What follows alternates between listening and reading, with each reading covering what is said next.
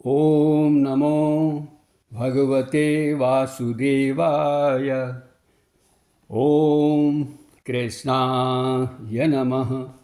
हरे कृष्ण साथियों, पिछले वीडियो में हमने चर्चा की कि जीवन निर्वाह के लिए हमें कर्म तो करना ही होगा, और यदि हम कर्म नहीं करेंगे तो इससे क्या होगा, इसका क्या परिणाम होगा।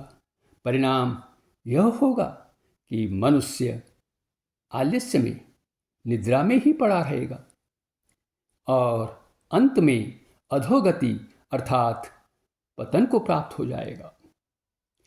इसलिए श्री भगवान ने कहा कि सभी मनुष्य को अपने नियत कर्म करने चाहिए। लेकिन मनुष्य सोचता है कि कर्म करने से तो बंधन बनता है, कर्म बंधन बनता है।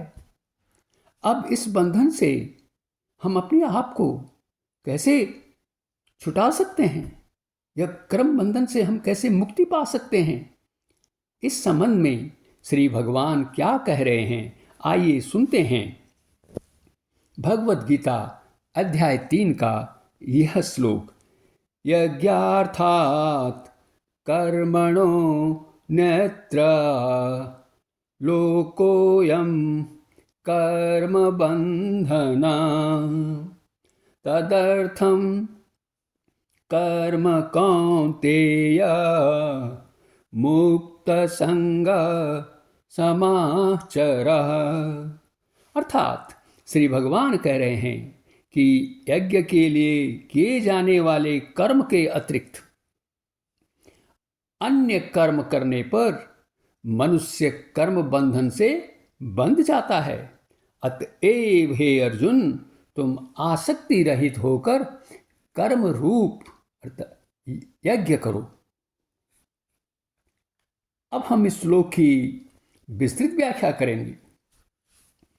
इस श्लोक में भगवान अर्जुन के माध्यम से हम सभी को बता रहे हैं कि हमें यज्ञ कर्म करने चाहिए, न कि अन्यत्र कर्म। अब प्रश्न यह है कि यज्ञ क्या है और यज्ञ कर्म तथा अन्यत्र कर्म क्या हैं। यज्ञ से प्रायः हम यह समझते हैं कि हमें हवन करना है, अर्थात अग्नि में आहुति डालनी होती है।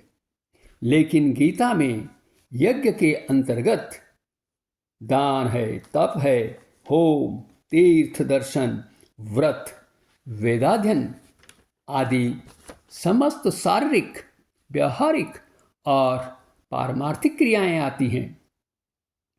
कर्तव्य मानकर किए जाने वाले जैसे व्यापार है, नौकरी है, अध्ययन है, अध्यापन है और कोई भी अन्य व्यवसाय हो सकता है, ये सभी शास्त्र विहित कर्म ही यज्ञ कहे जाते हैं।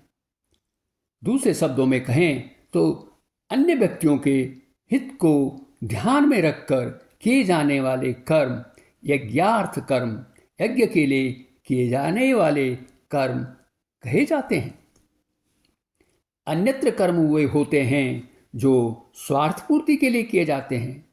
इस तरह सभी निष्काम कर्म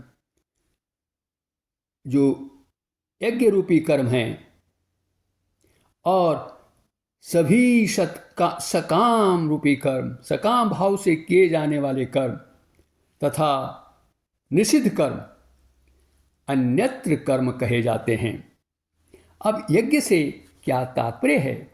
वेदों में कहा गया है, यज्ञो वे विष्णु, अर्थात यज्ञ का अर्थ है भगवान विष्णु। इसलिए सारे यज्ञ रूपी कर्म भगवान विष्णु की प्रसन्नता के लिए किए जाने चाहिए। यदि कोई व्यक्ति अपनी इंद्रिय तृप्ति के लिए ही कर्म करेगा तो वह भौतिक संसार में बंधन का कारण बनेगा। इतना ही नहीं साथियों, भगवान को अर्पित कार्य यदि आसक्ति के साथ किए जाएंगे तो वे भी बंधनकारी ही कहे जाएंगे। इसलिए श्लोक में कहा गया है कि कर्म मुक्त संग हों, अर्थात आसक्ति रहित हों। अंत में साथियों, हमें अपने कर्म परिश्रम पूर्वक करने चाहिए, भगवान विष्णु की प्रसन्नता के लिए करने चाहिए, और जो हमें कर्म करेंगे वे भी निष्काम भाव से किए जाने चाहिए। इससे क्या होगा? इससे हमारा मन शुद्ध होगा, हम कर्म बंधन से बच जाएंगे और इस भवसागर से मुक्ति भी पा सकेंगे। इन्हीं शब्दों के साथ वीडियो देखने के लिए आपका बहुत बहुत धन्यवाद। कृपया इसे शेयर करें, लाइक करें और हमारे चैनल को सब्सक्राइब भी करें। अगले वीडियो में फिर आपसे भेंट होगी और जानेंगे कर्म की अनिवार्यता के कुछ और कारण। पुनः धन्यवाद।